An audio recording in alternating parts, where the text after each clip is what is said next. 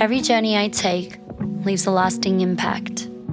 Traveling the world only makes me realize just how much more there is to explore. No one builds a legacy by standing still. Start your journey at remova.com. Imagine this. The best pasta sauce you have ever tasted sits abandoned on a plate. Wasted sauce. That is a tragedy. If only you had used Barilla al Bronzo pasta. Its bronze-cut texture holds your sauce and scoops up every last drop. The Italians call that scarpetta. Capture sauce the Italian way. Barilla al Bronzo. Click or tap the banner to find out more.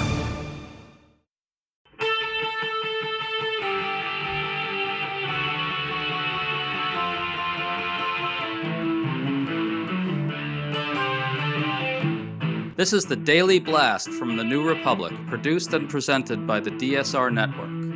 I'm your host, Greg Sargent.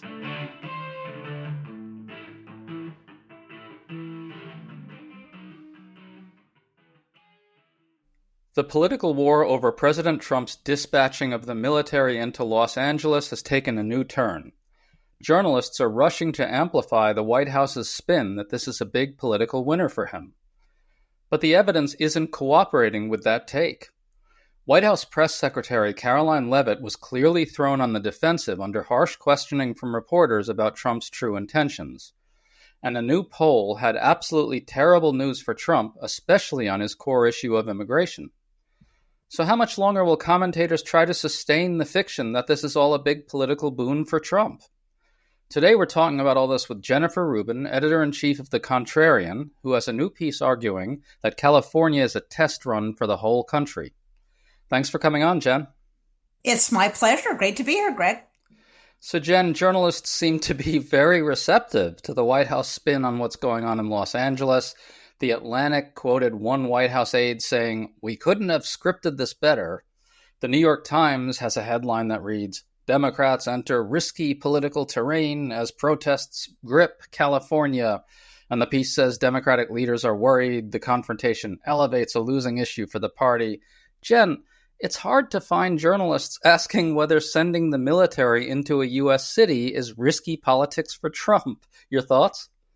Exactly. And there are two levels in which I think the media is doing a great disservice to the public and possibly dangerously encouraging a president who, as we now know, will deploy military troops, not just National Guard, but the Marines to the streets of American cities. First, the degree to which you see this mostly on cable TV and local TV, that they run and rerun the very isolated instances of violence. How many times have we seen those Waymo cars burning? So the impression they give is the one that Trump wants to convey, that it's everywhere. The city is out of control. There are riots, on and on. And the reality is so different. We're talking about dozens of arrests, not thousands, not hundreds. We're talking about a curfew last night in Los Angeles that was a few city blocks. That was all. The second, as you outline, is this assumption that Trump must be winning. It must be a good thing to show what a tough guy you are. Well, you could speculate that that might be the case, but now we know it's not the case. We have polling showing people hate this. They think it's a terrible idea. And that's in part because the American people are not nuts. They know that it's not a normal thing to send the U.S. Marines into a city to help execute a bunch of obviously inflammatory raids by ICE. And whatever poll you're looking at, the raids are not popular. The immigration policy of Trump is not popular. Trump himself is not popular.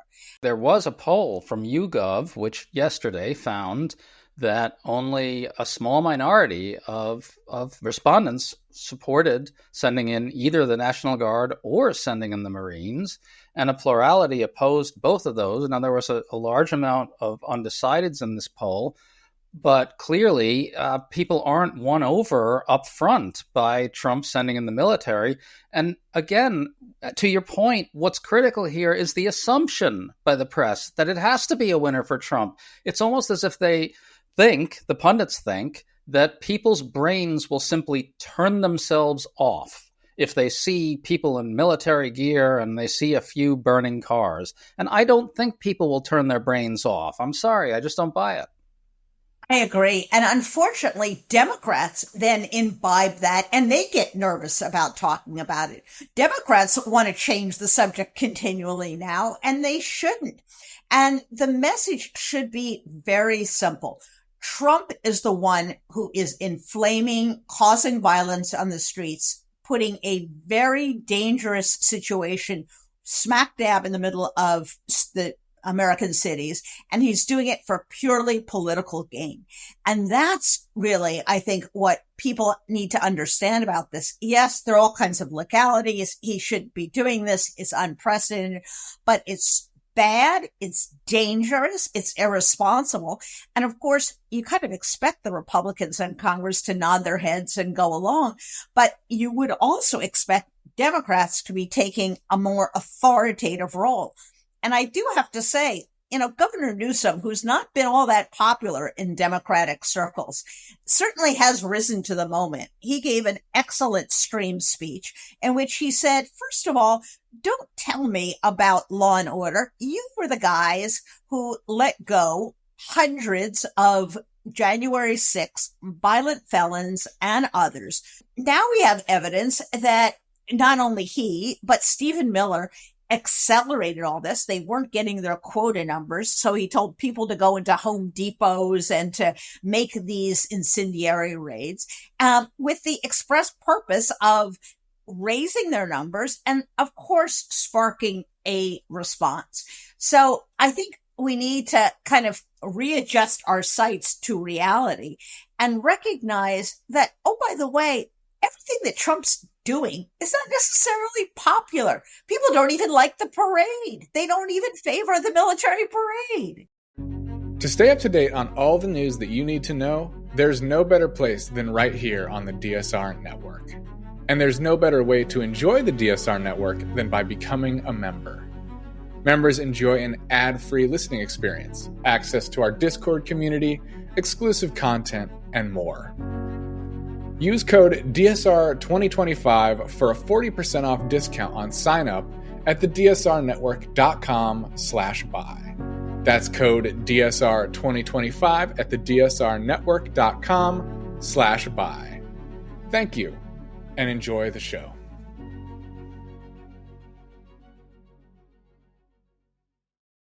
Right. And in addition, Trump said the other day that anyone who protests this military parade this weekend will be met with heavy force.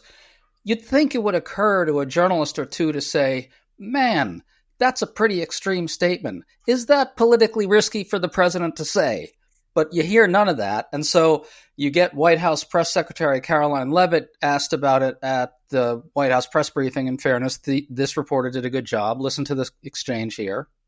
The president warned that any protests on Saturday would be met with force. Can you clarify what kind of protest President Trump does support or find acceptable? The president absolutely supports peaceful protests. He supports the First Amendment. He supports the right of Americans to make their voices heard. He does not support violence of any kind. He does not support assaulting law enforcement officers who are simply trying to do their job. It's very clear for the president what he supports and what he does not. Unfortunately for Democrats, that line has not been made clear, and they've allowed this unrest and this violence to continue, and the president has had to step in. One question. So if there were peaceful protests on Saturday for the military parade, President Trump would allow that? Of course the president supports peaceful protests. What a stupid question. Raquel. Thank you so much. So, Jen, this isn't a stupid question at all, because Trump didn't actually distinguish between peaceful and violent protesters. He said anyone who comes to protest will face heavy force.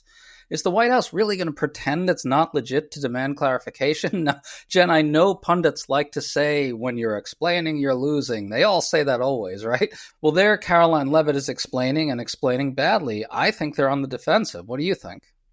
I think they should be, and I think they increasingly will be as the press looks around. And by the way, the press is affected by public opinion. They check the polls too, because they're looking for ratings, they're looking for clicks.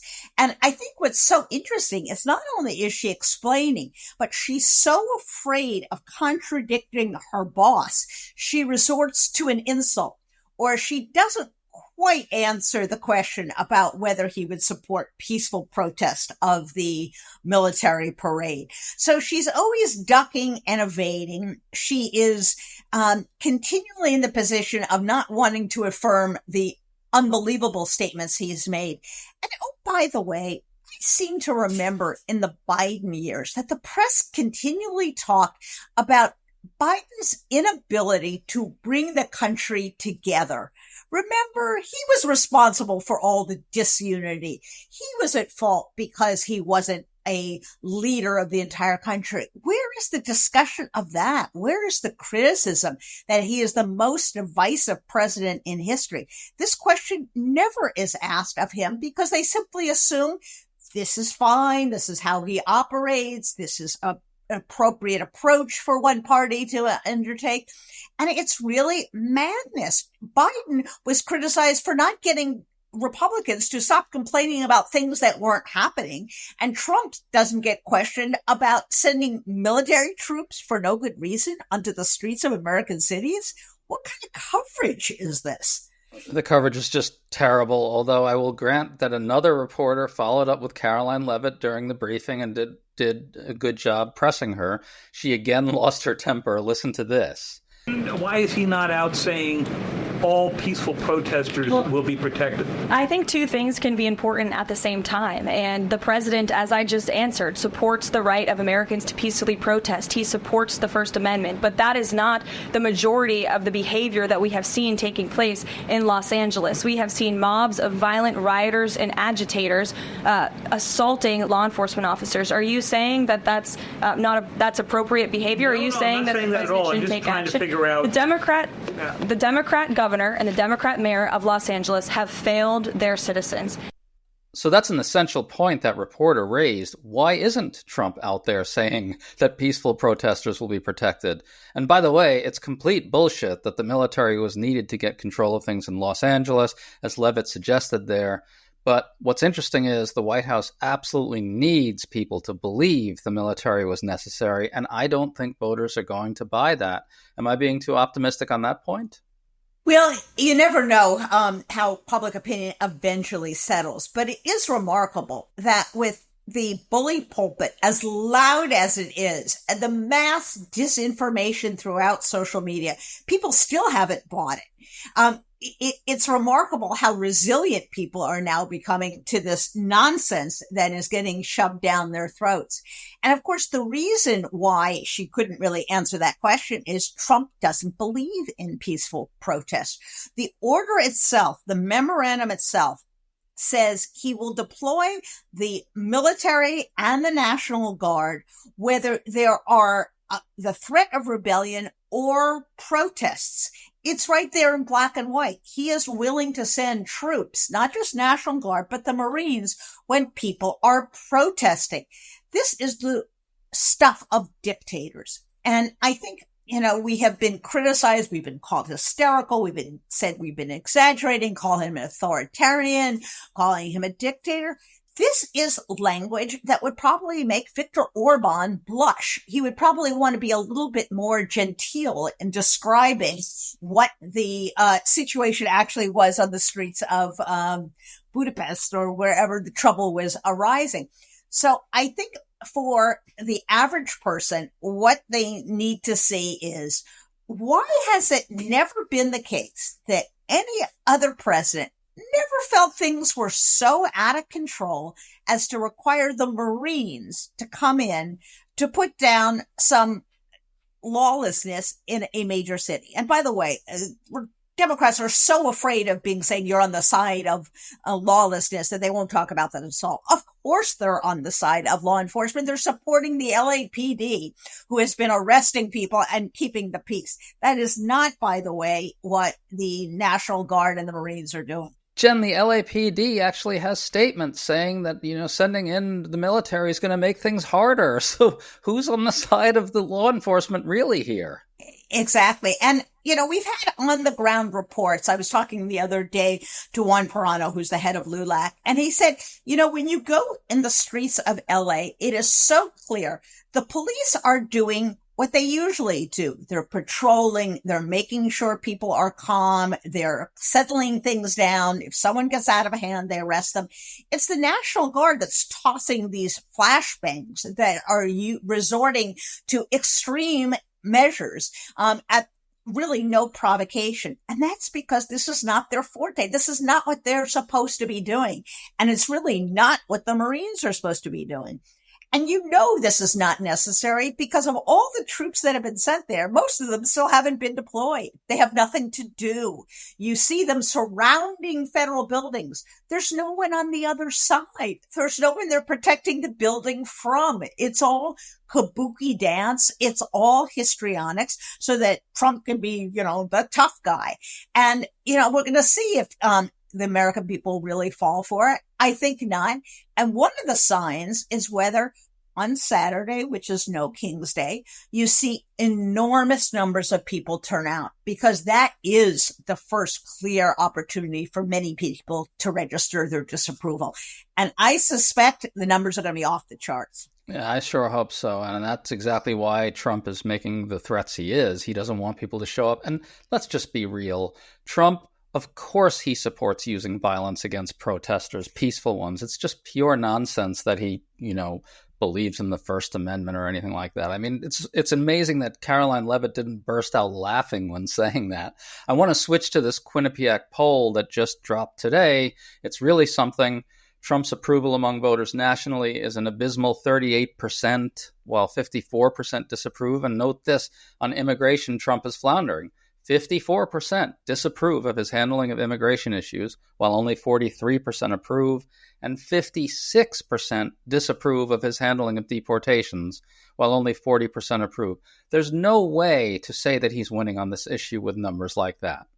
There's not. And I think he may have made a categorical error. In sending in the National Guard and sending in the Marines, he's saying, my ICE people are out of control. They're being overwhelmed. The federal government, the ICE agents can't do their job. It's kind of a tell on himself that things have gotten so out of control under him that only the military can come restore order. He's president. It's not like Joe Biden is president and he can say, oh, look, things are so out of control, the military has to come in. It's he. He's the guy who's in control. Isn't DHS not doing its job if there's such a conflagration that only the military can put things to bed? I mean, I think in some ways he's trying to have it all ways. On one hand, he said, LA was a war zone. Well, how did it get to be a war zone under you, Mr. President? On the other hand, he said he has saved LA. Well, then why is he sending more troops in? None of it makes sense, and none of it comports with the most fundamental, as you say, turn your brains on. And it isn't that hard to figure out that he's talking out of both sides of his mouth. Absolutely. And I think a big problem here is the way the MAGA media universe functions, the MAGA media industrial complex, maybe you might call it. In that world, all these ridiculous contradictions that you're talking about, all these, glaring absurdities just simply don't register. They're never, ever required in MAGA world to account for inconsistencies and absurdities. So they get lazy and they just think they can get away with saying anything. And that's actually a really serious problem, because it ends up kind of encouraging Republican politicians to not actually have real arguments anymore. And I don't know. I think that that's a pretty big problem. I mean, Trump is out there essentially speaking in MAGA language, talking about things that are happening in only MAGA's imagination. And it's kind of hard to really know how to proceed. And that's why it's so dreadful when the press legitimizes that kind of stuff. They've got to get in there and really puncture the balloons, pop the bubbles more that MAGA is sort of inflating, don't you think? It's very funny that when you take a MAGA person out of his bubble and you put him on a real news show or you put him in a debate with a real candidate, the brain gets fried because no one knows what the hell they're talking about and what their arguments are. First of all, they don't have actual arguments. They just have catchphrases. It doesn't really work. And you're right. The danger of living in a bubble is you fail to persuade anyone who hasn't been following along in the cult playbook and knows what all these wacky references are and what the assumptions are you're supposed to know and what the facts are that you're not supposed to pay attention to. And I think the press, the corporate press, billionaire press, whatever you want to call it, is still fundamentally unwilling to enter into conflict at a very basic level with MAGA politicians. They don't want dead airtime. They don't want to be left with no guests on the Sunday shows. Even in the White House, they're afraid of following the AP, which got kicked out for deigning to use the correct name of a geographic phenomenon, the Gulf of Mexico. So they either are so timid or the right has worked the refs so assiduously that they are still petrified after all this about the slam and the label that they are the liberal media, or they simply don't have the skill sets. I've often joked that maybe we should replace all these people with trial lawyers who know how to ask questions, who know how to pin people down. I'd rather have a lawyer who knows how to take a deposition than some of these reporters who are essentially like TV hosts asking the questions. There's a real skill set that's missing.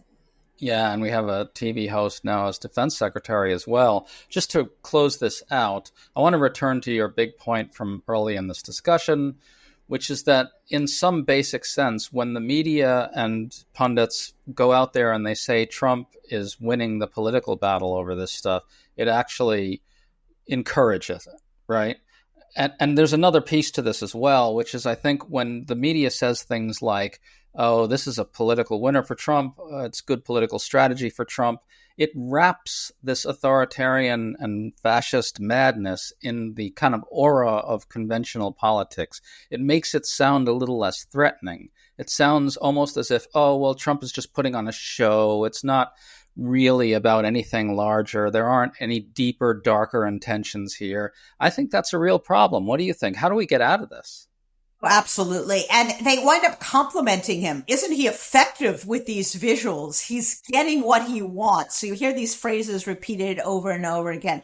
And I think we get out of this by requiring, and maybe some of this comes from the independent media in which we operate. Some of this comes from the politicians themselves, the people on the ground themselves, to inject some reality, to show pictures of Los Angeles as a peaceful locale, to show that the National Guard and the Marines are essentially standing around doing nothing, guarding buildings where there are no protesters whatsoever. You have to show people, you have to inject some reality. And I think you also have to make the point, and Trump won't like to hear this. He does this because he panicked. He thought he was losing control. So he did something that no other president in a similar situation would have done. Someone analogized it to calling the police when your kid gets teased at school. This overreaction. Well, maybe he just isn't tough enough. Maybe he's not calm enough. Maybe he's not stable enough to be commander in chief. And I would like to see Democrats advance that argument. You know who the grown up in the room is right now? It's Gavin Newsom. That's who's acting like a person who cares about public safety. Really well said. And I really, really hope that a lot of Democrats listen to what you just said there and follow your advice. Jennifer Rubin, it's always great to talk to you. Thanks for coming on. You too, Greg. Nice seeing you.